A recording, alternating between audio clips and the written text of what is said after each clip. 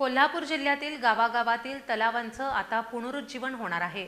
राज्य शासनाच्या गाळमुक्त धरण आणि गाळयुक्त शिवार आणि नाला खोलीकरण आणि रुंदीकरण योजनेचा प्रचार करण्यासाठी जलरथ जिल्ह्यातील प्रत्येक गावात पोहोचणार आहे। या जलरथाचं उद्घाटन आज जिल्हाधिकारी अमोल येडगे यांच्या हस्ते करण्यात आलं। जलसंधारण विभाग आणि भारतीय जैन संघटनेच्या पुढाकारानं ही योजना शेतकऱ्यांपर्यंत पोहोचवण्याचा हा प्रयत्न आहे। राज्य शासनाच्या जलयुक्त शिवार अभियानांतर्गत गाळमुक्त धरण व गाळयुक्त शिवार आणि नाला खोलीकरण व रुंदीकरण या योजनांचा गावोगाव जनजागृतीसाठी तयार करण्यात आलेल्या जलरथचा शुभारंभ जिल्हाधिकारी अमोल येडगे यांच्या हस्ते हिरवा झेंडा दाखवून करण्यात आला। हा जलरथ जिल्ह्यातील प्रत्येक तालुक्यात 2 दिवस आणि मागणीनुसार गावागावातून फिरणार आहे।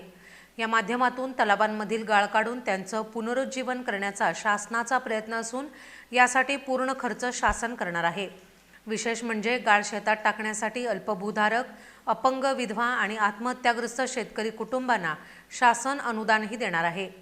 या योजनेत सहभागी होण्यासाठी सरपंचांनी बीजेएस डिमांड ॲपवर मागणी अर्ज भरायचा आहे। जिल्ह्यातील 10 स्वयंसेवी संस्था, बीजेएसचे कार्यकर्ते आणि प्रशिक्षित समन्वयक या अभियानात कार्यरत राहणार आहेत। या योजनेत सुहाना स्पाइसेसनेही सहकार्य केले।